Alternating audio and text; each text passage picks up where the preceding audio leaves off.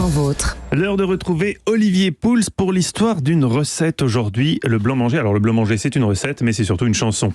Après avoir visité terre de haut, va faire un tour à terre de bas. Quand on a caressé tout le haut, on s'éternise facilement au bas. À terre de haut tout est velouté, à terre de bas tout est parfumé. Tout est parfumé à terre de bas. Sollicité. Et le à terre refrain de bas fait sans fait l'unanimité. Avec un zeste de spermateux.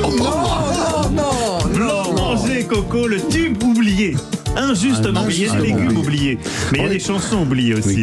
Comment vous avez ça dans Francky votre... Vincent. Et le clip, je vous invite à aller le découvrir sur YouTube ou sur Mais comment Dailymotion. vous le connaissez ce morceau? Oui, c'est ça. Alors c'est un très bon ami à moi qui m'a fait découvrir ce clip et depuis je le déguste souvent. Mais normalement, Francky Vincent, il fait attention à faire des espèces de petites métaphores voilées. Il y en a pas. Là, il disperse Tu connais Tu veux mon zizi? Elle est où la métaphore Ah non, voilée? je pensais C'est le titre de la chanson. Ou Alice ça glisse. Non mais ça, il y a des chansons comme ça, puis il y a des chansons beaucoup plus frontales. Ah oui, voilà. Alors le blanc manger coco, d'où ça vient? Le blanc manger tout court. Le blanc manger tout court. Parce que le blanc manger Oui. coco de Francky Vincent, ça je sais d'où ça vient, mais vous n'avez peut-être pas besoin de l'histoire. Je vais quitter ce studio. Je vais quitter cet endroit. Alors aujourd'hui, le blanc manger, c'est considéré comme un dessert, ce qu'on appelle un dessert pris. Ça ressemble un peu à une panna cotta en quelque sorte. Ah bah oui, c'est ça. Oui, c'est un dessert gélifié à base de crème en général. Peut-être parfois de lait d'amande, de sucre et de fécule, mais il faut savoir que à l'origine, ce n'était pas du tout un dessert. C'est un plat qu'on connaît depuis le Moyen-Âge, depuis le XIIIe siècle, et qui a beaucoup évolué, qui était au départ, figurez-vous, un remède pour les malades. Alors c'était pas un médicament, mais c'était un remède qui était composé de fécule, de riz. On considère d'ailleurs que son invention est concomitante avec l'arrivée du riz chez nous, des amandes bien souvent, mais surtout de la volaille. Et le nom blanc manger qui apparaît au XIVe siècle indique qu'il s'agit en fait de tous des ingrédients qui sont de couleur blanche, du riz, du lait, de la volaille, le tout mélangé ensemble. Et c'est ce qui donne le nom blanc manger. Alors, il faut savoir que concomitamment là aussi, il y a plusieurs pays dans lesquels on trouve des recettes de blanc manger. Le Danemark, par exemple, la Hollande, avec le Calais, mais aussi en France, dans différents ouvrages qui font référence à la cuisine de cette période-là.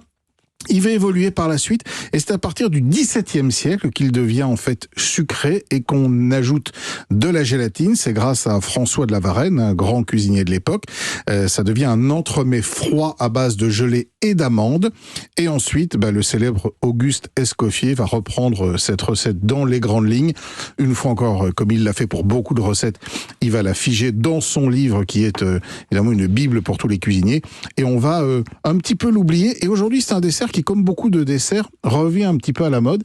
C'est assez facile à faire, et puis surtout, ça peut s'agrémenter de plein de petites choses amusantes. Ah oui. Pour la base, c'est assez simple. Vous prenez de la crème liquide, 30 centilitres, 15 centilitres de lait pour l'alléger un petit peu, du sucre, 80 grammes, de la gélatine pour donner la consistance. De l'agar-agar?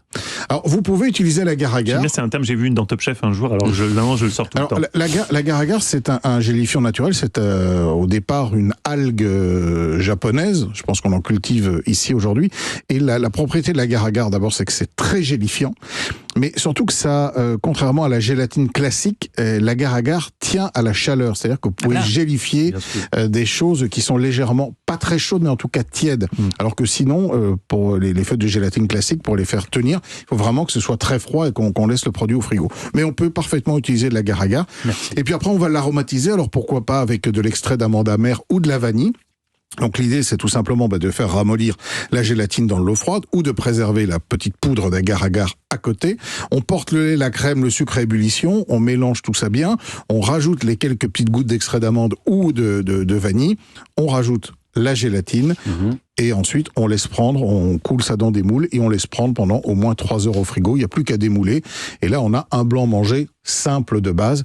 Vous m'agrémentez ça d'un petit coulis de fraises, par exemple, puisqu'on est en saison, fraises mixées tout simplement avec un tout petit peu de sucre sur le blanc manger, et là on a non pas votre fameux blanc manger coco, mais un vrai bon blanc manger gastronomique. C'est bon aussi le blanc manger coco. Avec un zeste de spermateux. Et il faut bien penser à noter tous les ingrédients ingrédients, hein, David. Vous avez noté, hein.